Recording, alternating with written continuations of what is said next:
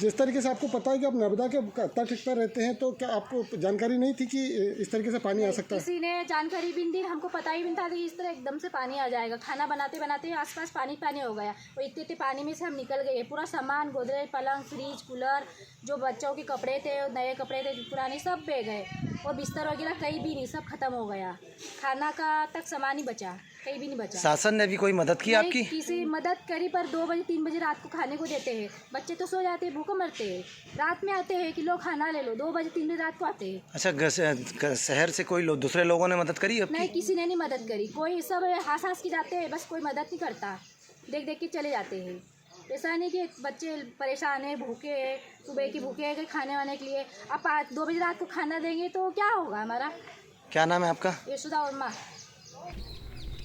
देखिए, सबसे पहले तो मैं बता देना चाहता हूं कि ये प्राकृतिक आपदा नहीं है, ये सरकार की निर्मित आपदा है। जिस प्रकार से जो कुशासन पिछले 18 सालों से मध्य प्रदेश में चल रहा है, और उसी का परिणाम है कि आज इतने बड़ी तादाद में हमारे पूरे क्षेत्र में हमारे लोग प्रभावित हुए, हमारे गांव प्रभावित हुए हैं।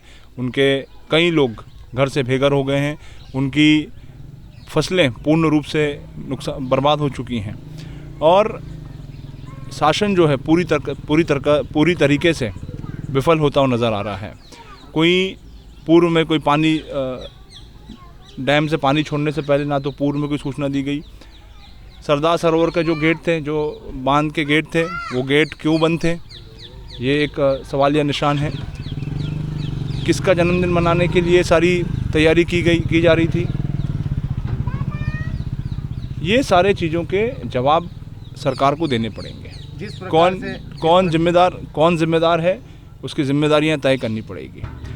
इतनी बड़ी आपदा आई है, उस आपदा के बावजूद जो शासन और प्रशासन का जो रवैया है वो समझ के परे है, और लगातार हम लोग, गांव के लोग, सारे लोग मिलकर के इस दुख की घड़ी में, संकट की घड़ी में लोगों को संबल प्रदान करने का हम लोग काम कर रहे हैं। और जो व्यवस्थाएं लोगों को मिलना चाहिए, जो साधन मिलना चाहिए लोगों को, वो साधन उन लोगों तक नहीं पहुंच पा रहा है। हम लोग लगातार प्रशासन के लोगों के साथ संपर्क में हैं, लेकिन जो व्यवस्थाएं होनी चाहिए वो व्यवस्थाएं में भारी कमी हमको देखने को मिल रही है। जिस प्रकार से क्षेत्र में मवेशियों की लाशें भी पड़ी हुई है नर्मदा तटों पर, उन्हें ग्रामीण ही उठा करके फेंक रहे हैं और प्रशासन का कोई कर्मचारी नहीं नजर आ रहा है। देखिए, मैंने वही कहा कि जो पशुधन का नुकसान हुआ है, फसलों का नुकसान हुआ है, लोग घर से बेघर हो गए हैं, लोगों को समय पे भोजन नहीं मिल पा रहा है, ये सारी दिक्कतें, सारी परेशानियां हो रही हैं।